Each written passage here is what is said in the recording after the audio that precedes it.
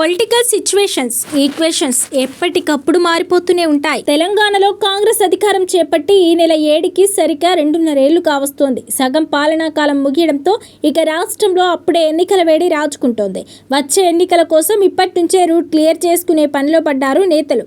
ఇదే క్రమంలో అసెంబ్లీ ఎన్నికల తర్వాత బీఆర్ఎస్ను వీడిన 10 మంది జంపింగ్ ఎమ్మెల్యేల్లో కొందరు తిరిగి గులాబీ పార్టీ వైపు చూస్తున్నారన్న టాక్ వినిపిస్తోంది. ఇప్పటికే పటాన్చెరు ఎమ్మెల్యే గూడెం మహిపాల్ రెడ్డి తిరుగు కారు పార్టీకి దగ్గరవగా మరో 2 జంపింగ్ ఎమ్మెల్యేలు బీఆర్ఎస్లోకి వచ్చేందుకు ఆసక్తి చూపిస్తున్నట్లు ప్రచారం జరుగుతోంది.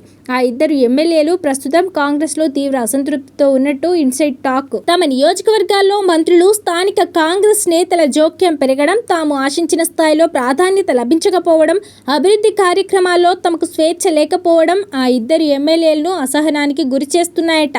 అంతేకాకుండా కాంగ్రెస్లో చేరిన తర్వాత తమ రాజకీయ భవిష్యత్ గందరగోళంలో పడ్డట్టు కూడా వారు భావిస్తున్నట్లు తెలుస్తోంది. కాంగ్రెస్లోనే ఉంటే వచ్చే ఎన్నికల నాటికి నియోజకవర్గంలో తమ పరిస్థితి ఎలా ఉంటుందోననే ఆందోళన వారిని వెంటాడుతోందట. దీంతో పార్టీ ఫిరాయించిన 9 మంది ఎమ్మెల్యేలలో మరో 2 ఎమ్మెల్యేలు తిరిగి సొంత గూటికి చేరేందుకు ప్రయత్నాలు చేస్తున్నట్టు తెలుస్తోంది.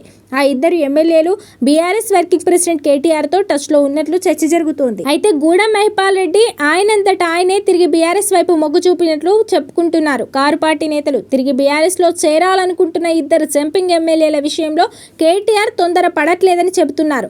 పార్టీ అధినేత కేసీఆర్తో చర్చించిన తర్వాతే తుది నిర్ణయం తీసుకుంటామని ఆయన వారికి చెప్పినట్టు ప్రచారం జరుగుతోంది.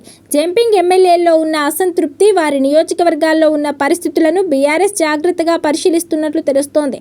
అయితే 2 జంపింగ్ ఎమ్మెల్యేలు తిరిగి బీఆర్ఎస్ వైపు చూస్తున్నారన్న ప్రచారం కాంగ్రెస్ పార్టీలోనూ కలకలం రేపుతోంది. ఇప్పటికే ప్రతిపక్షం నుంచి అధికార పార్టీలోకి వచ్చిన ఎమ్మెల్యేలను కాపాడుకోవడం కాంగ్రెస్ నాయకత్వానికి సవాలుగా మారిందనే ఒపీనియన్స్ వ్యక్తమవుతున్నాయి.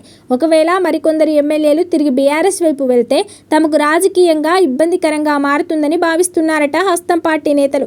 అయితే ఈ ప్రచారంలో ఎంతవరకు వాస్తవం ఉందో లేదో అనేది ఇప్పటి వరకు సంబంధిత ఎమ్మెల్యేలు కూడా ఖండించలేదు. ఇందులో ఒకరు ఉత్తర తెలంగాణ సీనియర్ ఎమ్మెల్యే కాగా మరొకరు దక్షిణ తెలంగాణకు చెందిన బలమైన సామాజిక వర్గ ఎమ్మెల్యే కావడం విశేషం.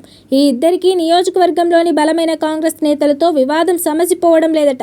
దీంతో ఆయా నియోజకవర్గాల్లో రచ్చ రగులుతూనే ఉంది. పటాన్చెరు ఎమ్మెల్యే గూడెం మహిపాల్ రెడ్డి ఎపిసోడ్ తర్వాత మరో 2 ఎమ్మెల్యేలు గులాబీ గూటి వైపు చూస్తున్నారా, లేక ఇది కేవలం రాజకీయ ఒత్తిడి పెంచేందుకు జరుగుతున్న ప్రచారమేనా అన్నది ఉత్కంఠ రేపుతోంది.